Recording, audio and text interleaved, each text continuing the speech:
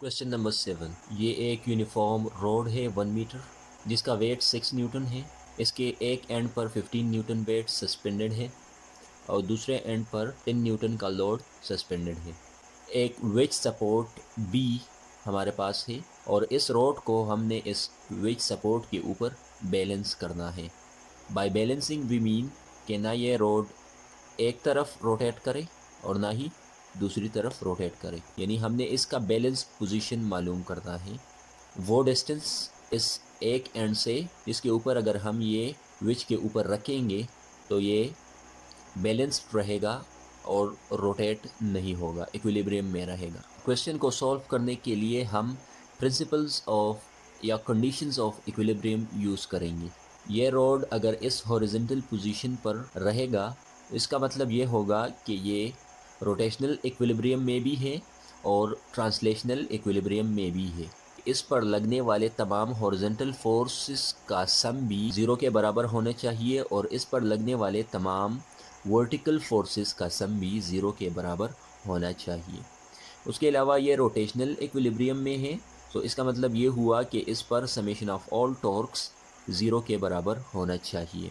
Strategy हमारी ये होगी कि हम इन सब में से कोई एक पॉइंट लेंगे और इसके अबाउट तमाम टॉर्क का सम जो है वो ज़ीरो होगा, क्योंकि ये रोड जो है ये अपनी हॉरिजॉन्टल पोजीशन बरकरार रखेगा, ना ये ऊपर रोटेट होगा और ना नीचे। अगर हम किसी भी पॉइंट पर हम टॉर्क ले ले इस रोड का, anti clockwise torques must be equal to the clockwise torques. हमने इस रोड पर मुख्तलिफ पॉइंट्स को मुख्तलिफ नाम दिए हैं। जिस पॉइंट पर ये 15 न्यूटन लोड लगा है उसको हमने पॉइंट ए का नाम दिया है। जिस पॉइंट पर ये विच सपोर्ट इस रोड के साथ कॉन्टेक्ट में है उसको हमने बी का नाम दिया है।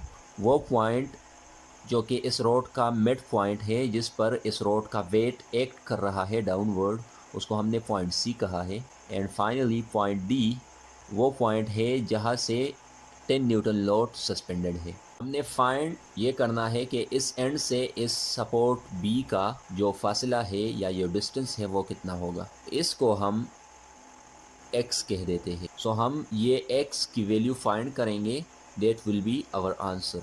हमें पता चल जाएगा कि इस रोड को बैलेंस करने के लिए हम इस रोड को इस वेज पर इस एंड से कितने फासले पर रखेंगे। अब इस x को फाइंड करने के लिए हम पॉइंट ए को पिवट कंसिडर करेंगे और इसके अराउंड क्लॉकवाइज टॉर्क्स और एंटी क्लॉकवाइज टॉर्क्स लेंगे और उसका सम ज़ीरो के इक्वल होगा, क्योंकि ये रोड रोटेट नहीं हो रहा, विच मीन्स इस पर डाउनवर्ड टॉर्क्स और अपवर्ड टॉर्क्स बराबर है।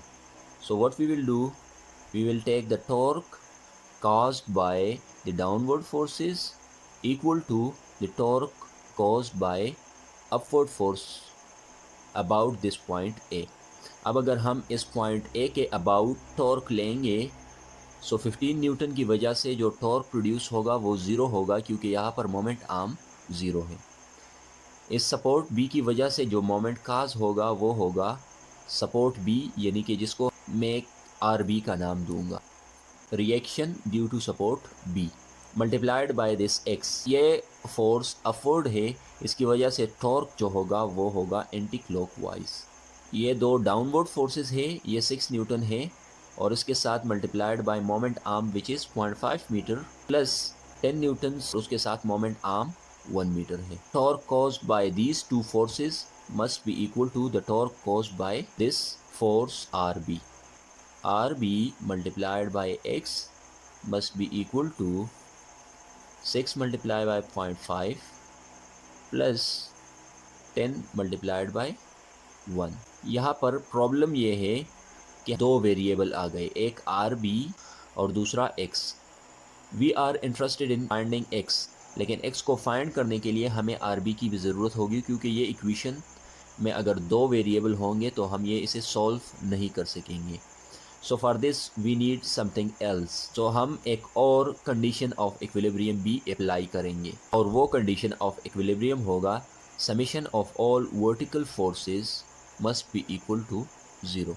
एज वी नो ये रोड वर्टिकली अपनी पोजीशन पर फिक्स है, is not moving upward and also not moving downward, which means के summation of all downward forces must be equal to summation of all upward forces. This 10 Newton is downwards, weight of this rod is downwards, ये 15 Newton भी downward है।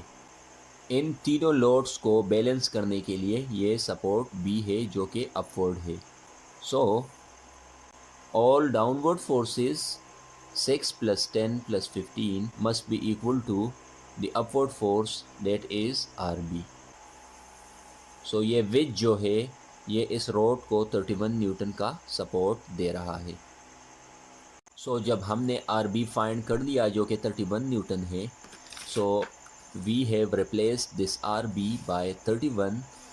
X अपनी जगह पर 6 and 0.5 and 10 and 1 सब कुछ अपनी जगह पर। 31 को इस तरफ ले आते हैं और इसको सॉल्व करके सो ये बन जाता है 13 divide by 31 which comes out to be 0.41 meters and A से which का फासला 0.41 मीटर है।